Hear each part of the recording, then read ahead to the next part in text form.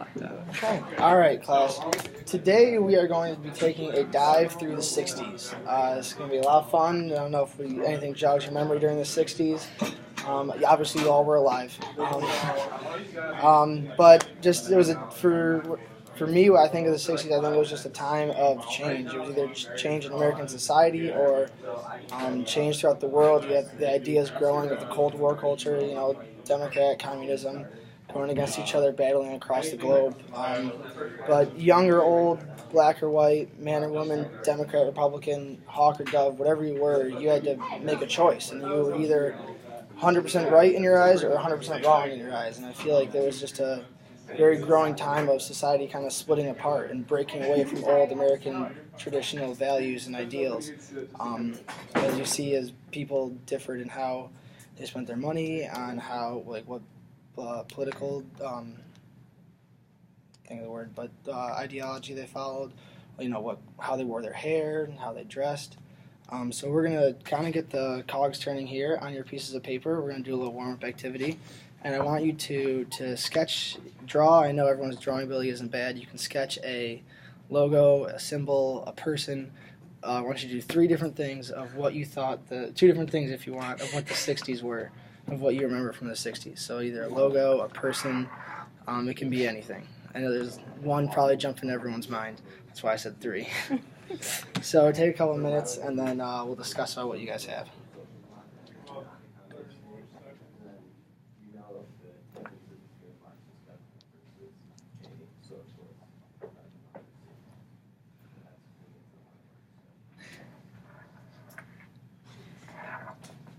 No judgment on the drawing.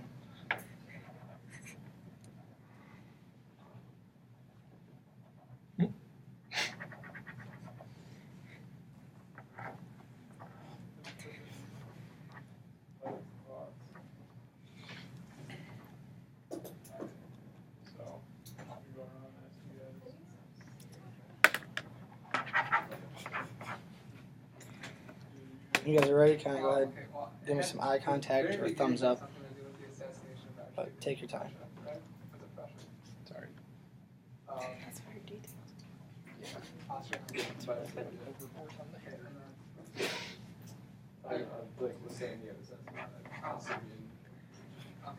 I also have U.S. It's not an art. It's fine. It's fine. The U.S. king. The U.S. plunged into war. It does have to be a letter from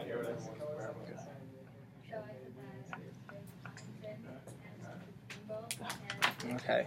All right. How we all doing? Are we ready? If you want, we're gonna kind of go around here. If you want to share your drawing, you can. If you want to describe it or say what you're attempting to draw, that's perfectly fine too. Does anyone want to start? I'll start because I did voice, so you don't have anything to compare it to. So I start off with a sign that says things are bad because it's a sign of protest and change. So, people are protesting with signs that are more specific than mine. And then I forgot that circular peace thing was a legitimate symbol. So instead I did a guy doing a thumbs up because it was a time of let's feel good. Yeah. Let's be happy. Yeah. Okay. Next. So I got the peace sign, which is about the only thing legible on my paper. I have the Black Power fist. Great. Which doesn't look like a fist, but just squint a little bit. Then I tried to draw the sickle, and I couldn't remember what that looked like. So that's my interpretation of communism. Okay. I did a peace sign and a lava lamp, the counterculture. Lava lamp. Cool. Very cool. Drew a woman peace sign, and she has incredibly long hair. Is that her? Liberated. Is that her hair Self-expressing. strapped over, or is It's that like a draping backpack? over. Okay. Because she was liberated. She's covering herself. She not wearing clothes. All right. She has pants Okay, I on. didn't know that Maybe was she part has I thought it was like they used to have all the buttons. Yeah, like a sash with a those button. things. Yeah. Too. Yeah, she has the headband. Of course. Maybe with flowers on it. Yeah. Great. I mean, all those are great. Those all represent time and culture. What I want to get into a little bit is how the views that American society had on the Vietnam War and how that how are the different viewpoints of each side, either the hawk or the dove, kind of split American culture apart into two different groups through protests and through change. And so, to give a little bit of background knowledge of how America really got started in the Vietnam War, I was looking at a textbook for Brockport's middle school. I'm not sure where it is, but I found it online. It was free. And so I was looking through that, and I thought the textbook did a pretty decent job of describing it, and they gave a really cool viewpoint that I haven't really seen before, is that they talked about Johnson's quote to a private consultant that he really didn't want to be involved in the war. He quote said, "The president had doubts." Johnson said, "I don't think it's worth fighting for," he told a close advisor, "and I don't think we can get out. I don't see that we can ever hope to get out of there once we are committed." And the thing is, before Johnson was in office, because Kennedy got assassinated, we were in the late 50s sending military advisors and sending aid to South Vietnam.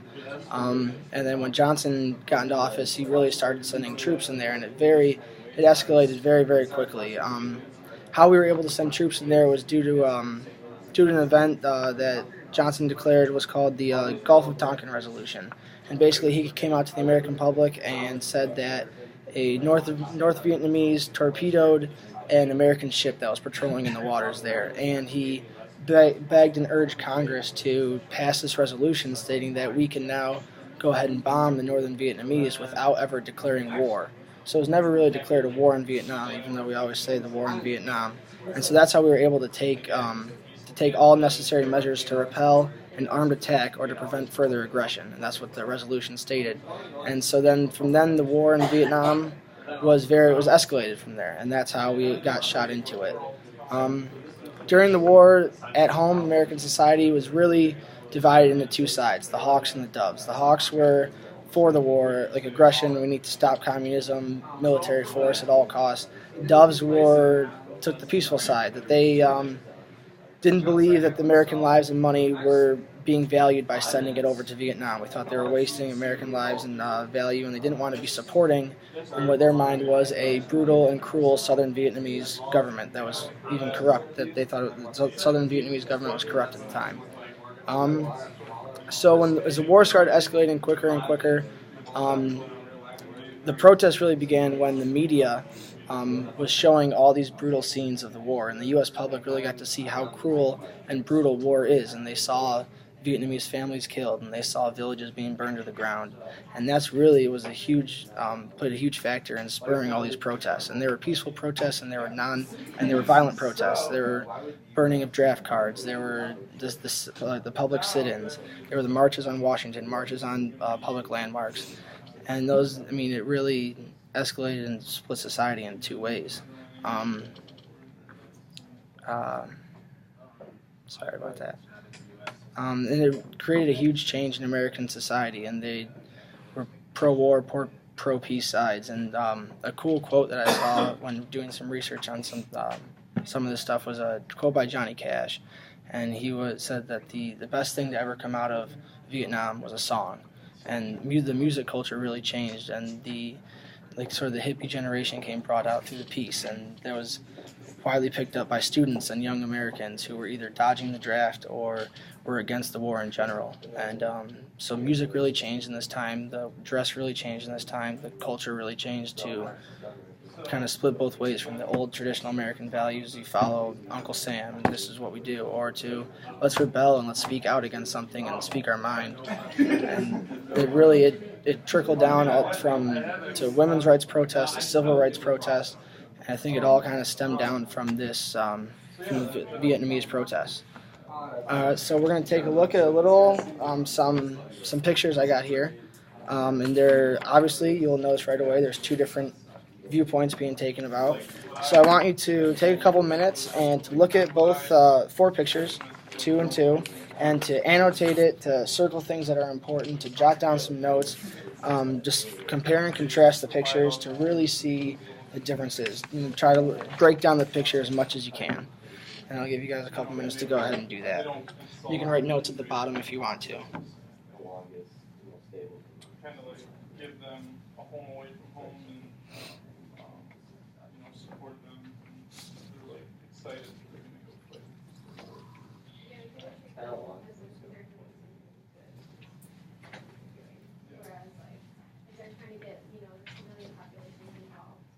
these press photos?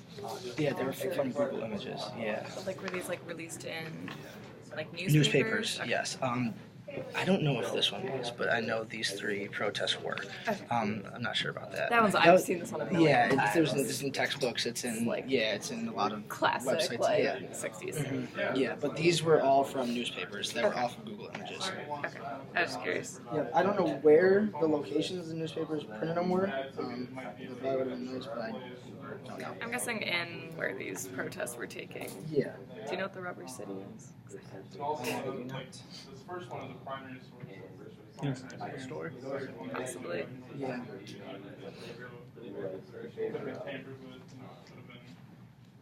could have been changed to be more friendly, for a museum exhibit or whatever that it may be. So that's something to keep in mind. I like these 2. This first one is from a textbook that I took from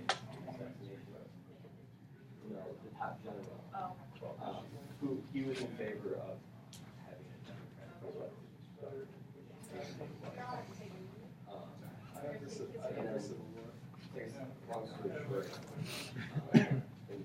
So I took that from that, and then the second one I found online from North Carolina, on the History website, and I think they really do a great job speaking to each other because they give a lot of different, like opposite. It seems like it's kind of like polar opposites.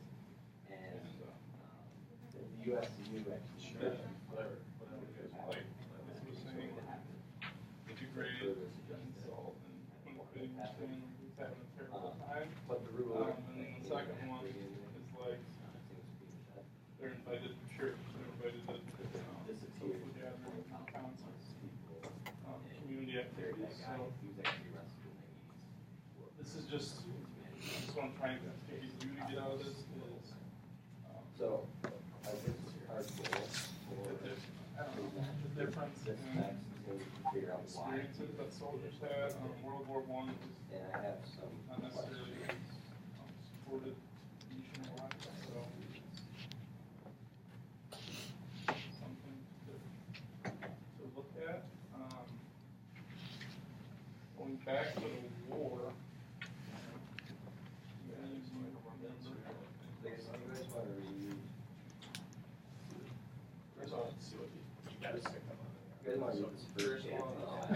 Alright, so basically, what did you guys rank on? Decent stalemate. The treaty was signed in April.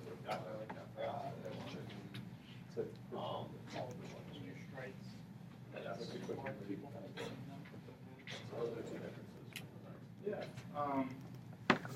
This is kind of a big argument about what kind of led to World War II and rising power was the severe punishments and reparations that the Allies made for yeah, everybody was more Hitler kind of.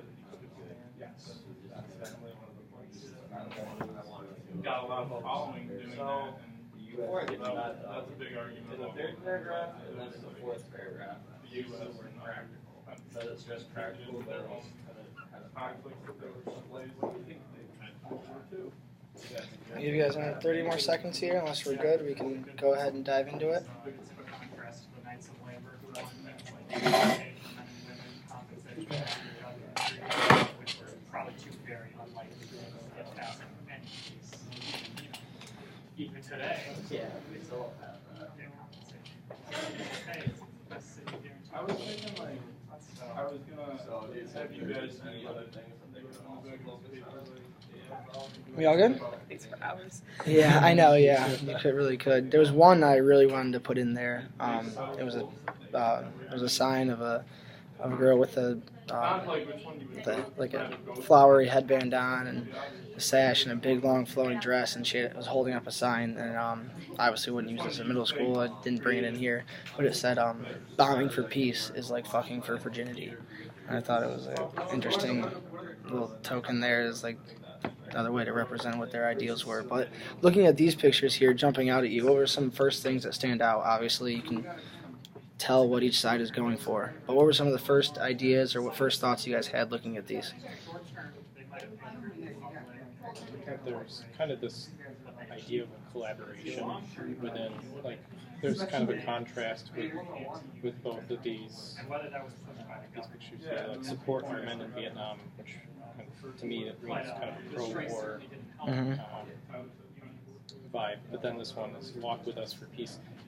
In Vietnam, it's kind of this collaborative idea that there needs to be a collaborative effort.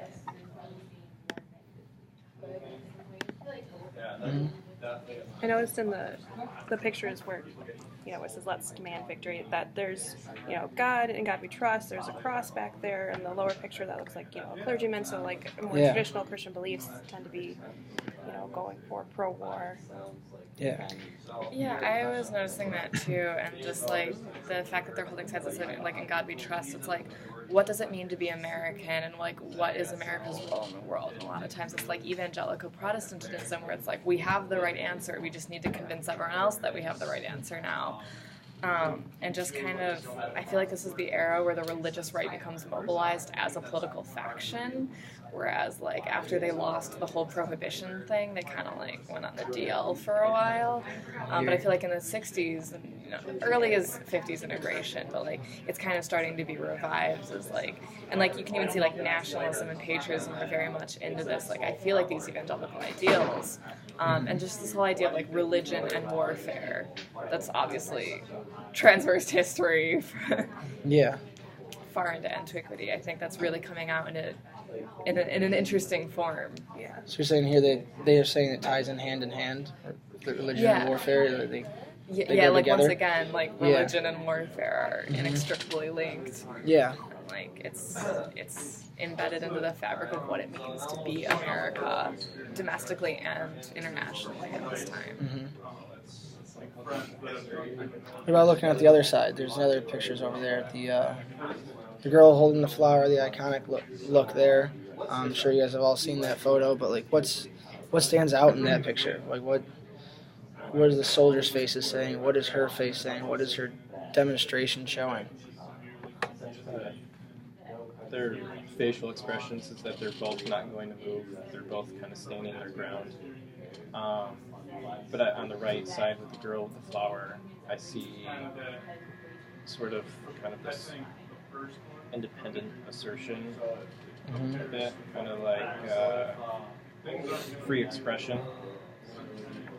Whereas on the left side with the soldiers all standing in uniform, I see kind of this vibe of conformity. They're all standing there. One versus all. It's almost like a statue. All the soldiers' faces the same. They're all together as one, and you have one flower trying to break through the whole line. I think it's like calling attention to the hypocrisy of the Vietnam War too, because like if you like take this as like a representation of what was happening in the Pacific Theater, you have like the North Vietnamese, and like to the eastern side, like you have Russia, this communist power, and I feel like the images of communism that were conjured in this era were of this very like, I feel like this military conformity state, and then like America is, at least in propaganda wise, supposed to be fighting for these ideals of democracy and freedom and egalitarianism. When it's really like, it's kind of highlighting the hypocrisy where it's like, when you put that domestically, you just look at it, it's like America is simultaneously being that communist military dictator that it's trying to fight against, and also have that voice of freedom, and it's like, to the viewer of this image, like you gotta pick a side, both domestically and internationally. Yeah, it's a great point. Anything you want to add, Nick? I would just add that she looks like the girl holding the flower. She looks like she's like definitely really serious, but also like she's like there to like kind of look whimsical. Like I know it's kind of a weird thing, but she's she's holding the flower in kind of like a silly way, but at the same time she's saying I'm like here, like I'm not moving. But it's kind of like, I don't know. It's kind of like a feeling of like happy. Yeah, the flower gives off like a delicate, vibe to it. Like it's just a soft flower blowing in the wind, but then she looks so like stoic and poised, and like, this is my stance. I will not move on it, even though she's holding like a delicate flower. It almost looks like she's holding the flower, looking at it like it's a sight through a gun, almost like up to her face, like seeing through it a bit. So almost like on the left side you have the soldiers with their guns, weapons, but then she's sitting there with perhaps logic and reason and peace as her weapon. Yeah. And it's her against the line of soldiers there. So, but yet she's standing strong in front of all of this. So, Yeah, she's standing her ground. Yeah. All right. There's one more piece I wanted us to look at. It's a quote by Martin Luther King, and I thought it really. Well, I want you guys to look at it and then give your thoughts, give your impressions on it. Take a second to think it over, but I want you guys to keep special mind.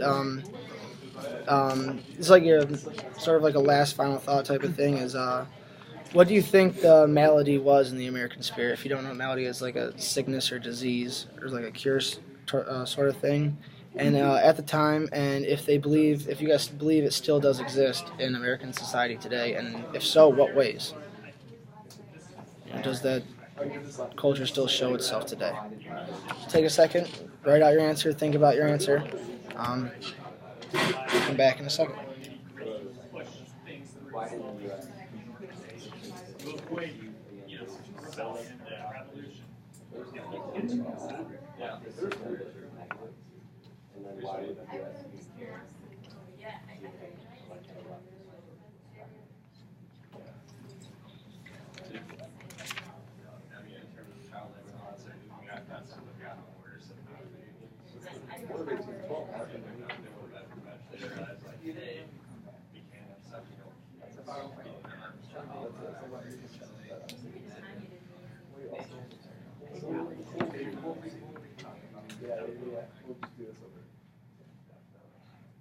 So, relationship today is where this is the exact law for the Michigan in the 1940s, the United States enacted these that they prohibited the requirement of they must take the comparable to the slavery and basic sexual if this industry is unionized, they don't have to be in a union. So they want negotiating issues though, like you need negotiating contract with the company, did the contract cover only union members, or does it employer refuse to join? Were they covered too? The system employer refused to hire non-union members. No member violated some policies or cuts that says that the employer fired the employee. Alright, so just a lot of like issues here. There's two basically not to be currently there are 25 states that have these laws. And this essentially again means that you cannot be forced to join a union. It does not mean that a worker can join a union. It definitely doesn't mean that anyone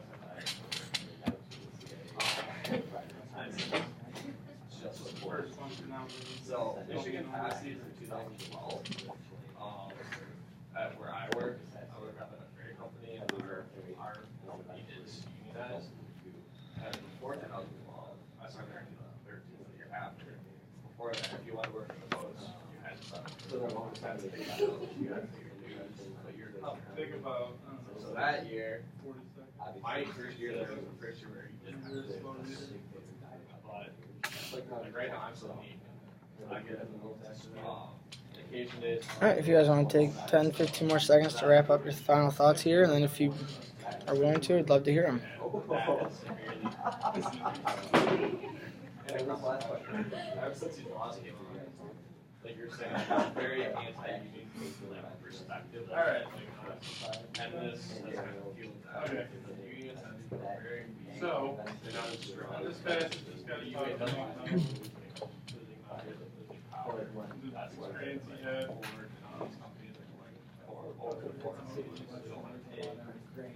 union work.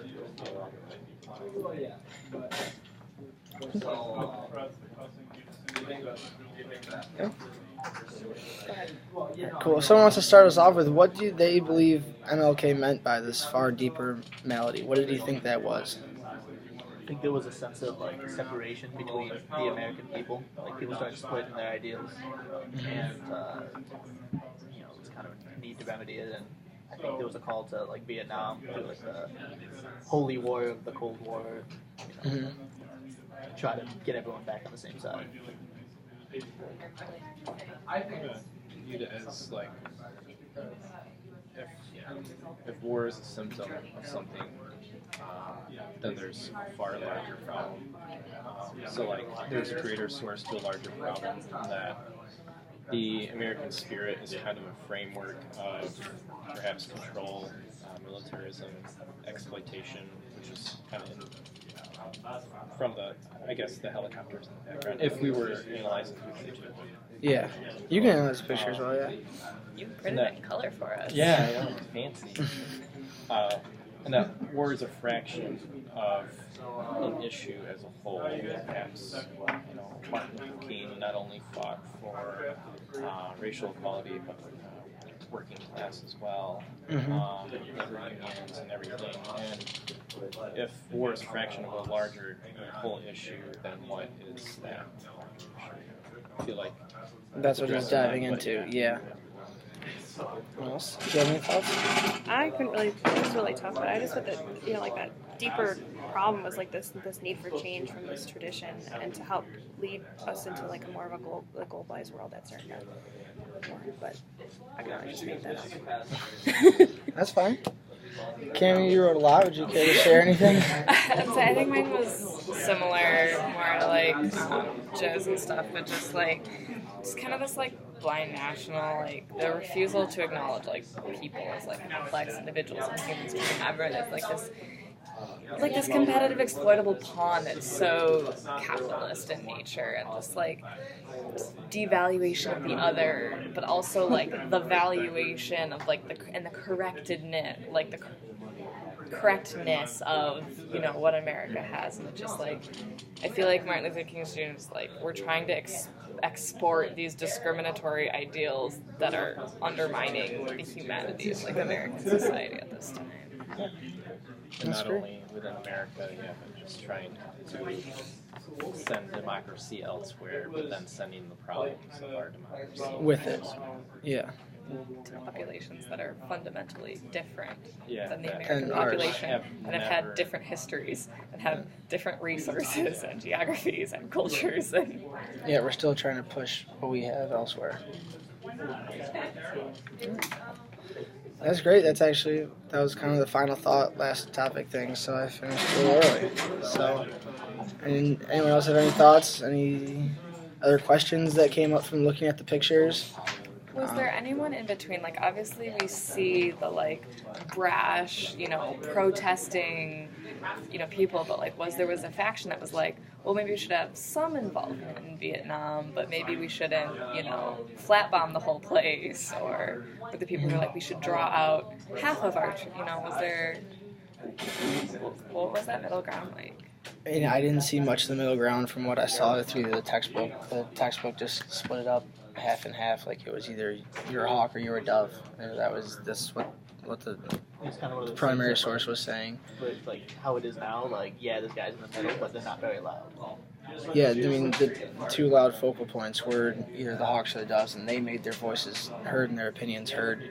If you were kind of in the middle flat ground, you weren't active in it. You were just kind of shy and reserved away from it. And I mean, this is a time period too when the media is becoming increasingly influential with television. Yeah, I mean that's what. Little after radio. Yeah, well, the media is. They were seeing more. Yeah, you were visually seeing through your TV while you're sitting at home. Like, we have American citizens over there getting brutally killed and trapped and harmed, and then we are also viewing us burning down villages and having innocent elderly and children getting caught in the crossfire of our, military.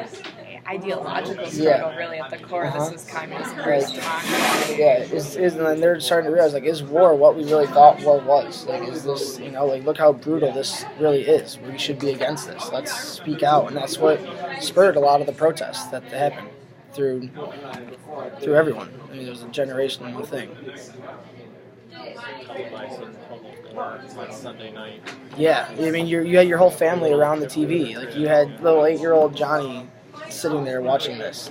I think this also kind of goes into the generational gap that we see, I feel like, frequently with wars. Like, even looking back, Iraq and Afghanistan, it's I feel that younger generation who, like, even if we're not enrolled in military operations, like a lot of our friends are, a lot of our peers are, you know, a lot of people we know are getting, or at least we're getting sent off to Iraq. Like, I remember family friends of ours, you know, that were maybe 5 years older than me getting sent off to like Iraq in these places. It's just like, it's kind of interesting. Like, I know this is also the era where like 18-year-olds become allowed to vote instead of 21-year-olds because they were allowed to serve in the military. Yeah. So, but I feel like these generational gaps between like more liberal, pacifist, younger generations versus more militant, older generations. Staunch, yeah. It's interesting because you think like the older generations, they're kids. Like the only thing that parents care more about their own lives is their kids' lives. Yeah. Oftentimes it goes into this kind of psychological that your success is kind of what you want to implement. So your idea of success as being a World War II veteran, building America afterwards, is how you envision success for your child. Okay, so I think we All right, well, thanks guys. It was a good talk. Good discussion. Appreciate it. Yeah.